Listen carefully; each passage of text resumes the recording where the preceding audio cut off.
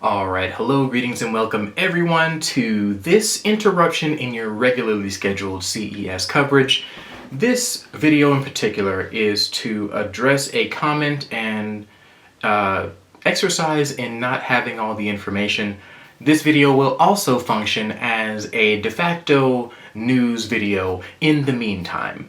A lot has happened over these past couple of days, and two of the biggest things I'm going to go ahead and talk about in this video. This will be the news update, and then I can focus specifically on things of the CES variety because I still have a few more videos to put out. At any rate, the topics we are covering for today are as follows. What you talking about? Canoo and the disaster everyone looking could see coming. EV mandate over. Let's get started.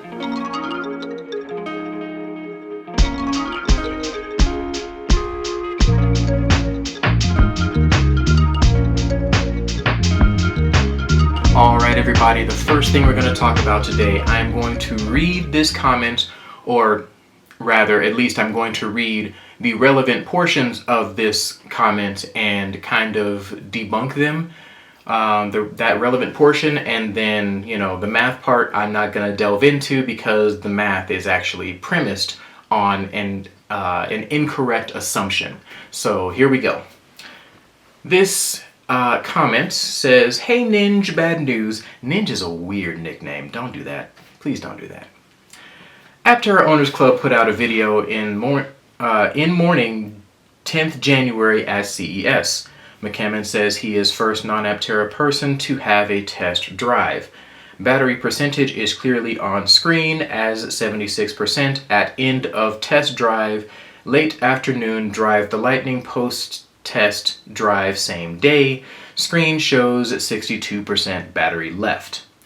Now, when I saw and read through this entire comment, I went ahead and said to myself, I probably need to reach out to Chris McCammon about this issue. He was the one doing the test drives, he was the one doing the test rides, he was the one who knew who rode when and on what days. So if anybody's going to be able to clear this up, it was Chris McCammon.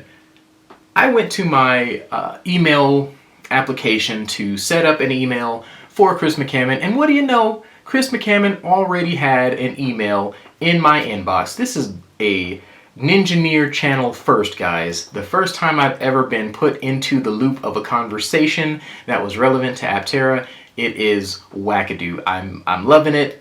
I feel weird, but I feel awesome at the same time. Anyway, long story short, Chris McCammon sent me an email before I could send him an email, and this is what his email said. The first thing he sent me is that he saw the comment, and of course I had seen the comment as well.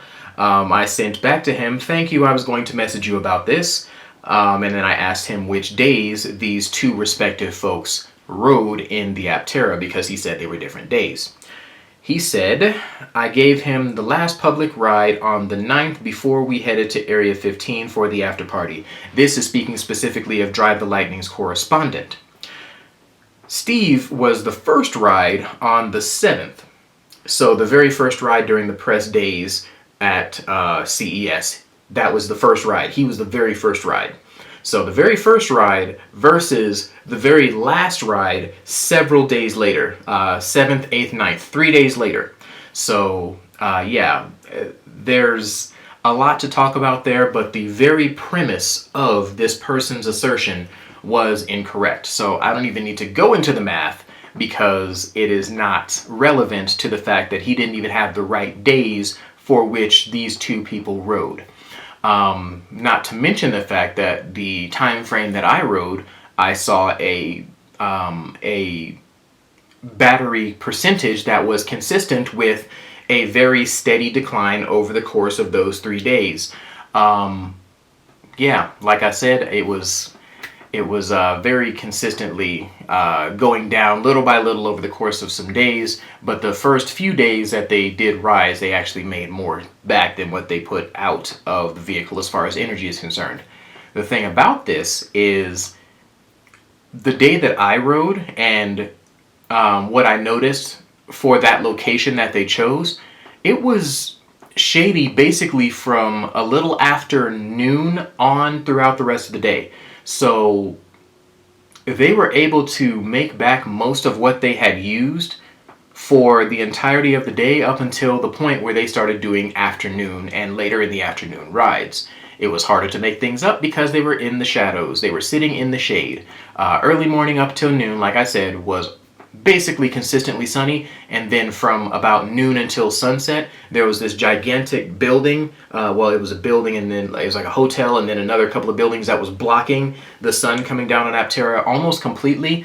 I don't know if you guys remember during my video, but I said, hey, the only way that we know that it's daytime right now is if we look elsewhere, because under that shade it felt like late afternoon to dusk, not to mention the fact that it was really cold. But anyway, long story short, they were partially shaded, and they were still able to make up most of what they were doing for the course of CES over several days.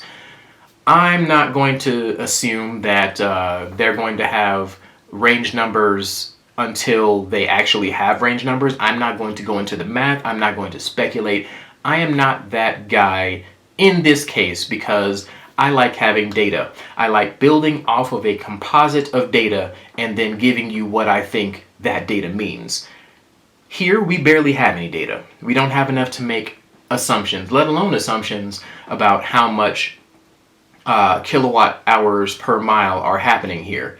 It's not impossible to do that math and to speculate, but this level of speculation, this type of speculation, is not helpful to understanding what the Aptera can actually do. What I'm going to do is I'm going to wait until they give us real numbers for this situation and then make my decision, make my judgments from there. Yeah, so that's where I'm going to leave that.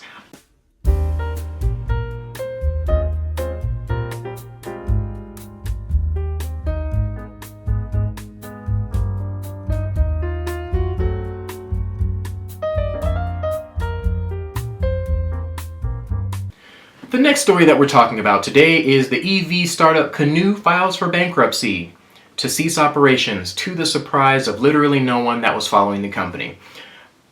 You guys are familiar with the fact that I am the type of person that wants to see everybody succeed. Everybody that is making a concerted effort, a focused effort, a true effort to succeed. I want them to succeed. Everybody who's trying to make it, I want to make it, because I like seeing everybody win.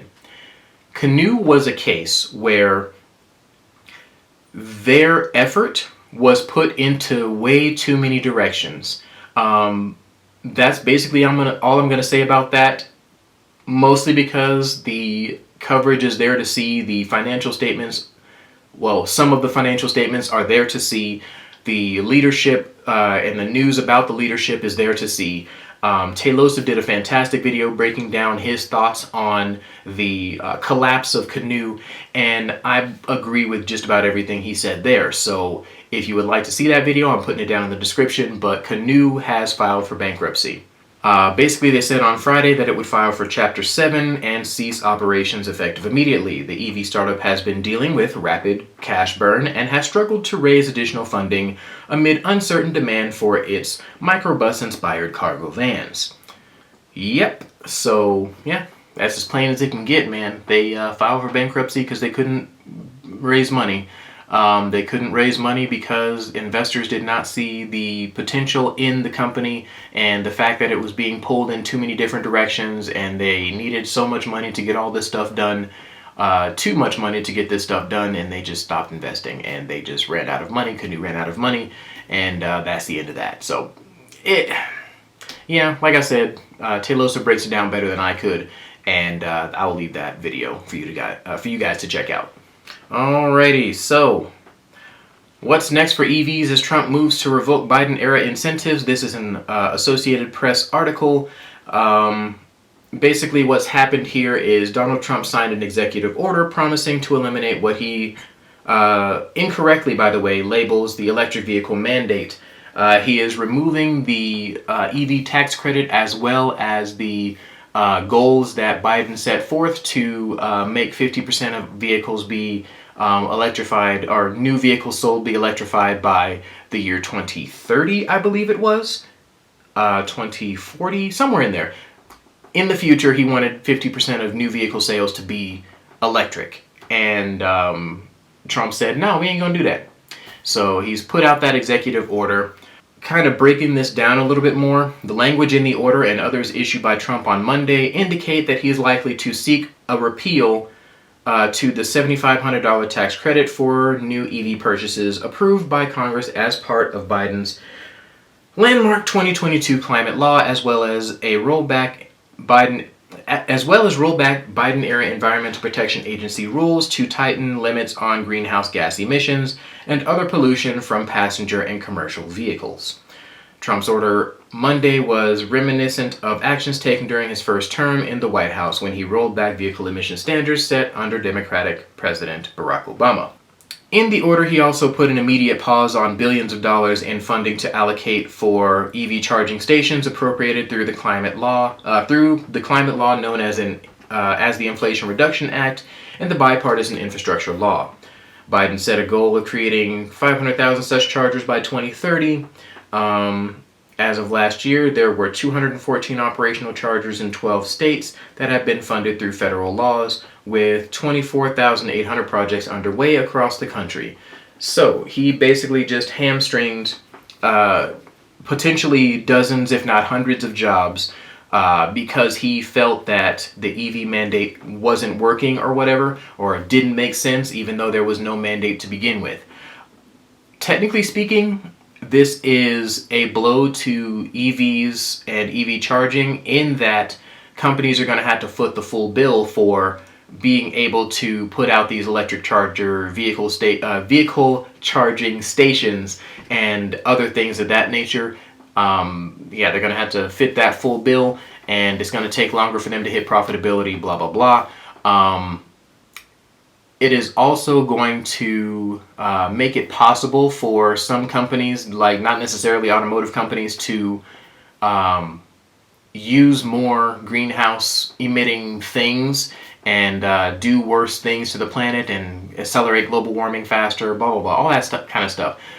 Fortunately for us, most companies have kind of resolved to make themselves fully green, or rather carbon neutral, by a certain date. There are several companies of note, Apple and the like, are putting forward thought processes that are like, hey, we're going to go ahead and make sure we're fully CO2 neutral, carbon neutral by this date or that date.